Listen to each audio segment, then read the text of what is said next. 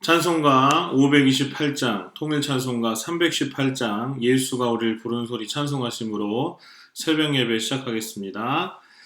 예수가 우리를 부르는 소리, 그 음성 부드러워 문 앞에 나와서 사면을 보며 우리를 기다리네. 오라 오라 방황치 말고 오라 죄 있는 자들아 이리로 오라 주 예수 앞에 오라. 4절입니다. 우리를 위하여 예비해 두신 영원한 집이 있어 죄 많은 세상을 떠나게 될 때 영접해 주시겠네.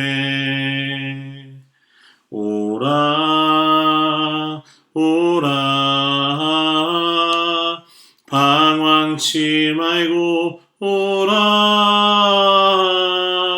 죄 있는 자들아 이리로 오라 주 예수 앞에 오라. 아멘. 기도하겠습니다.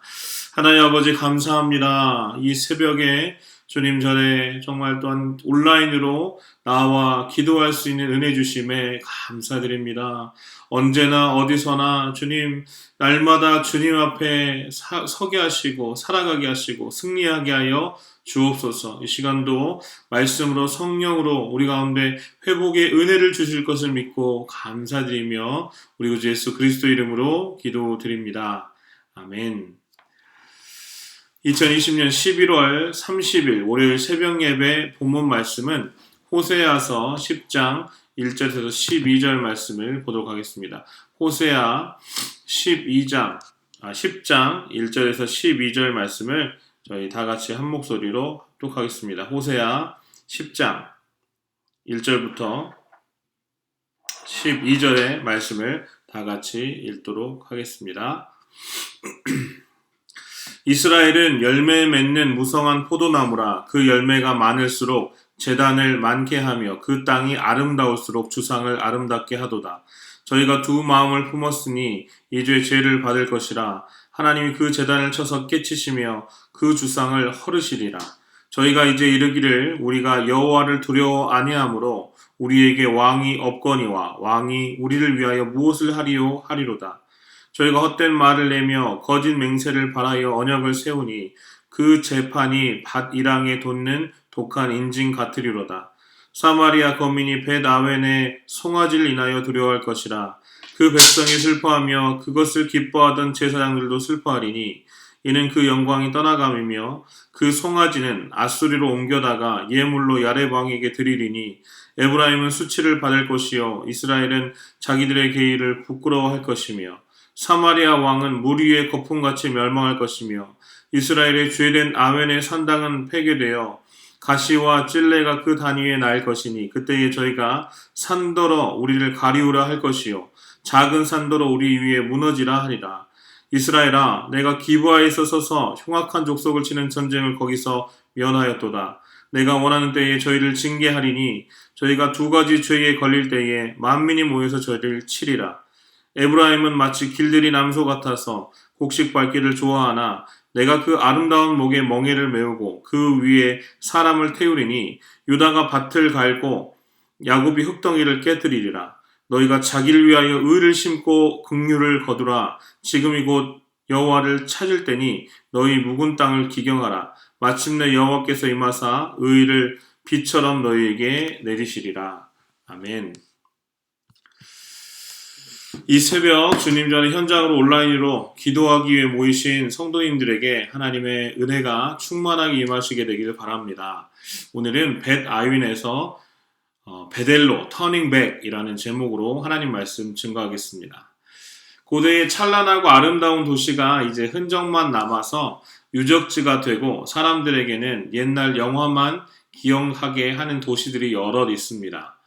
고대 그리스 문명을 찬란하게 꽃피웠던 아테네나 또한 가는 곳마다 유적지로 발 닿는 모든 곳에 과거의 영광을 되새기게 하는 로마, 그리고 거대한 피라미드를 볼 수 있는 이집트 등은 그 옛날 선조들의 영광스러운 과거가 지금은 후손들의 유일한 관광지가 된 도시들입니다. 우리가 이 도시들을 보면서 과거의 영광이 대단했음을 느끼는 동시에 이제는 흔적밖에 남지 않는 유적지의 애잔함을 느끼기도 합니다. 우리가 고대 도시들을 보면서 느끼는 감정이 이렇다 한다면 하나님께서 흔적만 남은 신앙인의 모습을 보시는 그 마음이 과연 어떠하실까요? 옛날에는 믿음이 뜨거웠고 열정이 충만했고 하나님을 향한 사랑으로 가득 찼었던 사람이 이제는 그 열정도 순수성도 사라지고 껍데기와 형식만 남았다면 그런 사람을 보는 하나님의 마음이 얼마나 애잔하시겠습니까?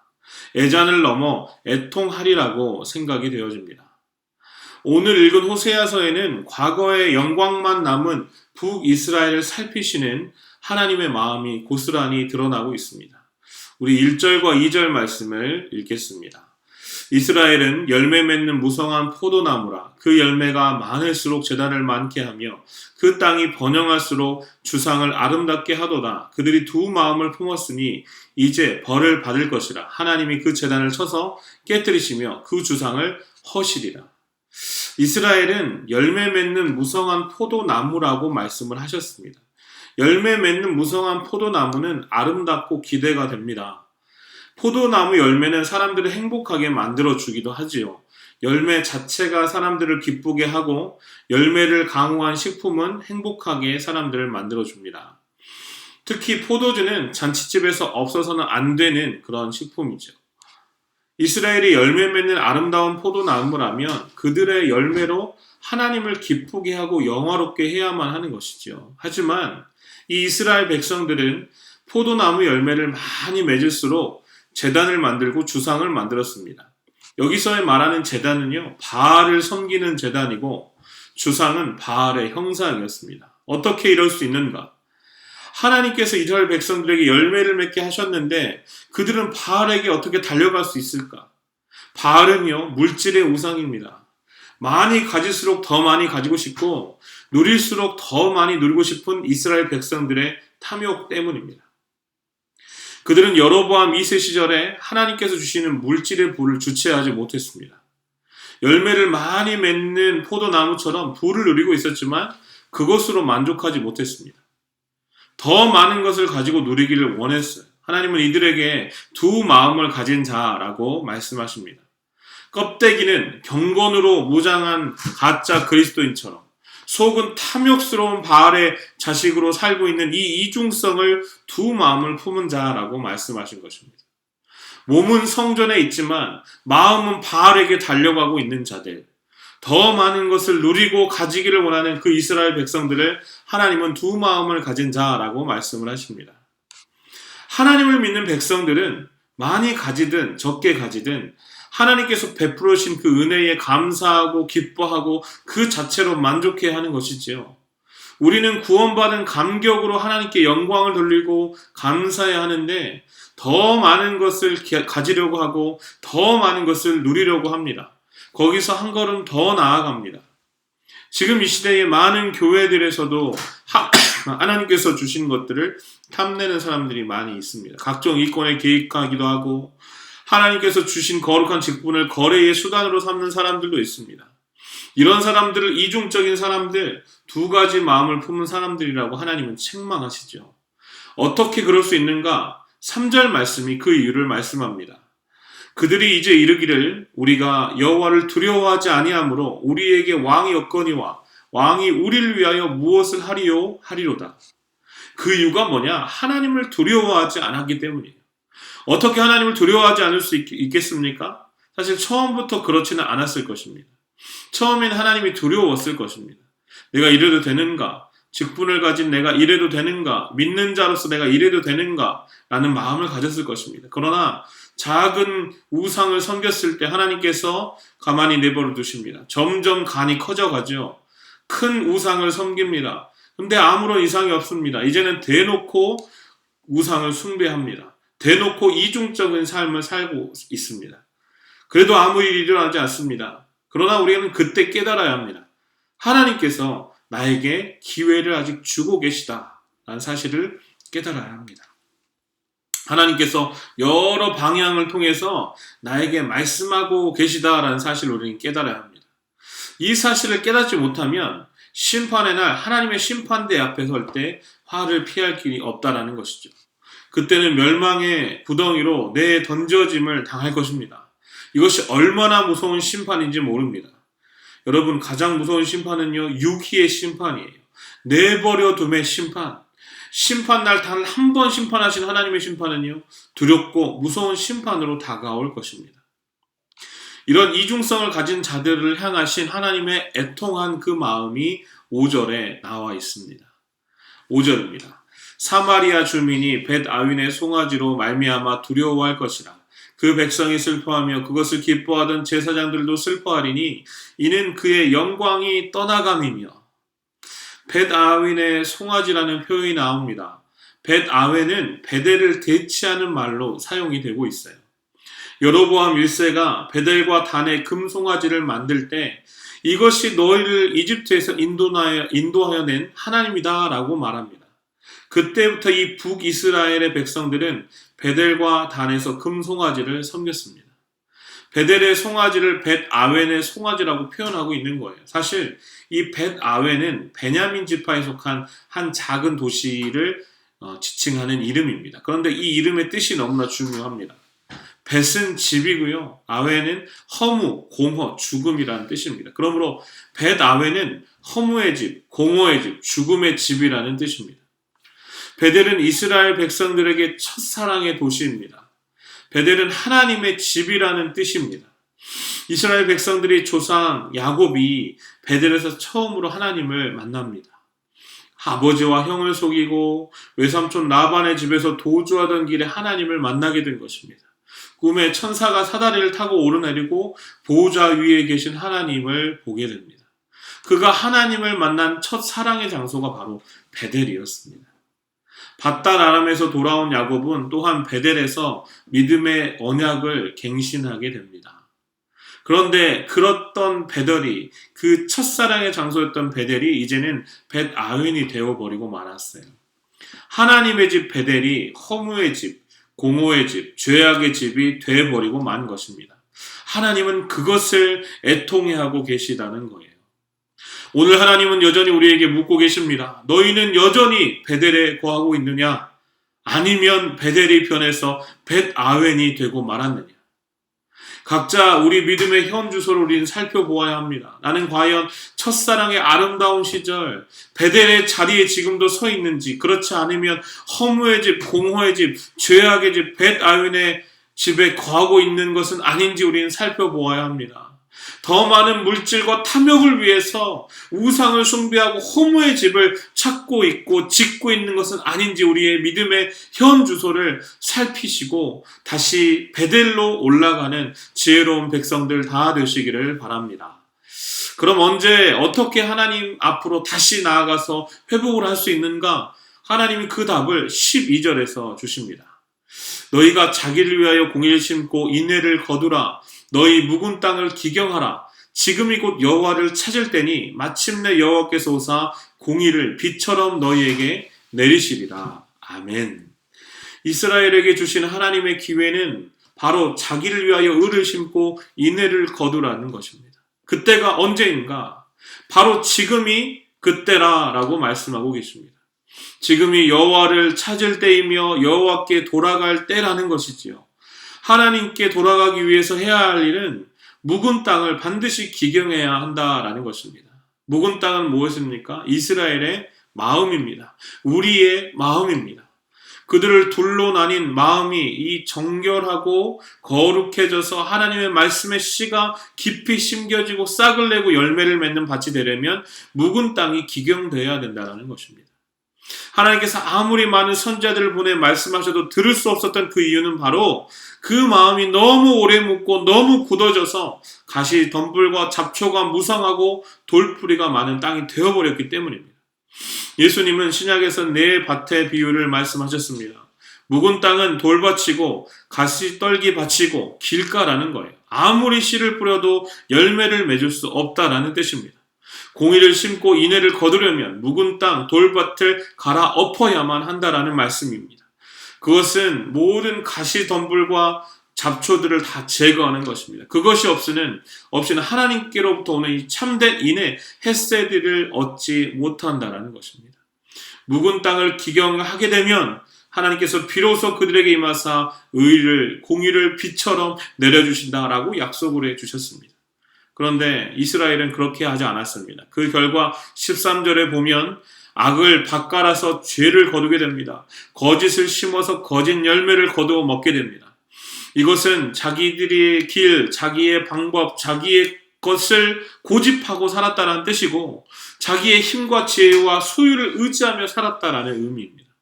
이런 삶의 결과는요, 14절 말씀처럼 파괴이고 심판이고 하나님의 집 베델이 하나님의 정말 집이었던 그 베델의 집이 허무의 집인 벳아웬이 되고 만 것입니다. 15절에 보면 희망을 상징해야 되는 이 새벽도 그들에게는 멸망의 시간이 되고 만 것입니다. 그러므로 우리의 마음밭을 성령으로 기경시켜 달라고 우리는 바로 지금 이때 기도해야 하는 것입니다.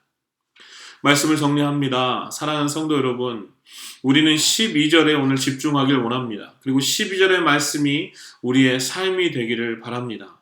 12절 말씀을 다시 한번 보겠습니다. 너희가 자기를 위하여 공의를 심고 인애를 거두라. 너희 묵은 땅을 기경하라. 지금이 곧 여호와를 찾을 때니 마침내 여호와께서 오사 공의를 비처럼 너희에게 내리시리라. 아멘. 여기서 인애는 헤세드라는 말입니다. 은혜, 사랑이라는 말로도 해석이 되어집니다. 그동안 우리가 죄악을 심고 절망을 거두는 삶을 살았다면 이제는 하나님의 공의, 즉 예수님을 내 마음에 둠으로 은혜를 거두는 삶으로 살라라고 말씀하고 계시는 것입니다. 어떠한 말씀을 들어도 우리가 아멘하고 결단하고 회개해야 되는 기경된 옥토가 되라고 하십니다. 또 예전에 내가 열심히 하나님을 찾았지라는 과거의 은혜에 묶인 삶이 아니라 바로 지금 오늘 여기서 여호와 하나님 아버지를 찾는 ING의 믿음으로 살라라고 하십니다. 그때 마침내 하나님의 공의, 십자가와 부활의 은혜, 성령의 충만함의 은혜를 빛처럼 우리에게 부어주신다라고 약속해 주셨습니다. 그때 벳아웬에서 베델로의 터닝백의 은혜를 주실 줄 믿습니다. 호세아서를 통해서 주시는 하나님의 간절하고 애통한 마음을 알아서 우리의 마음이 기경되고 은혜의 열매를 맺고 오늘 지금 하나님 아버지를 찾고 구함으로 차고 넘치는 은혜를 받아서 다시 한번 베델의 은혜를 회복하는 우리 모든 새안의 성도님들 다 되시기를 주님의 이름으로 축원합니다. 기도하겠습니다. 하나님 아버지 감사합니다.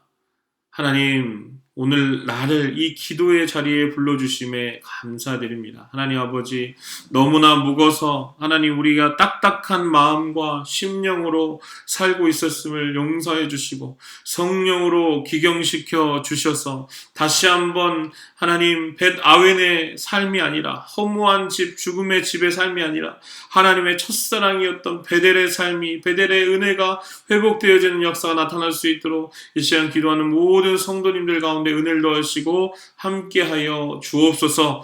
은혜 주실 줄 믿고 감사드리며 우리의 왕 되신 예수 그리스도 이름으로 감사하며 기도드립니다. 아멘. 이 시간 세 가지 붙잡고 기도합니다. 첫 번째, 말씀 붙잡고 기도할 때 하나님 아버지 허무한 삶이 아니라 하나님 우상을 쫓는 삶이 아니라 하나님과의 첫사랑이 회복되는 베델의 은혜가 우리 가운데 회복되게 하여 주셔서 하나님 오늘 지금 이 자리에서 구하며 찾고 두드리는 자에게 하나님 만나주시고 공의를 정말 빛처럼 내리시는 은혜를 누릴 수 있도록 인도해달라고 기도하시고 두 번째, 교회 사역을 위해서 기도할 때 오늘은 월요 기도회가 있는 날입니다.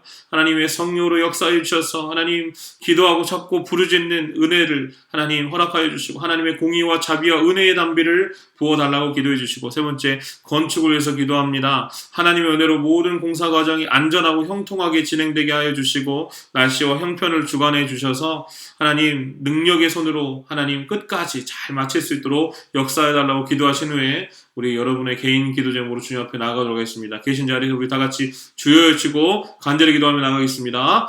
주여 하나님 아버지 감사와 찬양과 영광 올려드립니다. 이 시간 주님 앞에 나와서 기도할 수 있는 은혜 주심에 감사드립니다. 주님 홀로 영광 받아주시고 말씀을 통해 들은 것처럼 우리의 심령이 기경되어지는 역사 나타날 수 있도록 인도하여 주옵소서. 하나님 또한 좀 오래 기도를 위해서 기도합니다. 하나님의 은혜로 많은 기도한 사람들 붙여주시고 하나님의 성령으로 하나님 정말 기도의 역사들 응답의 역사들 체험하고 승리하는 우리 모두가 될 수 있도록 하나님의 공의와 자비와 은혜를 비처럼 부어 주옵소서. 또한 건축에서 기도합니다. 모든 과정 가운데 형통케 된 은혜를 있게 하여 주시고 하나님의 영광이 드러나는 건축이 될 수 있도록 모든 처음의 시작과 또한 마침까지 과정까지 인도하시고 역사하여 주옵소서. 은혜 주실 줄 믿습니다. 주님 성령으로 역사하시고 운행하여 주옵소서.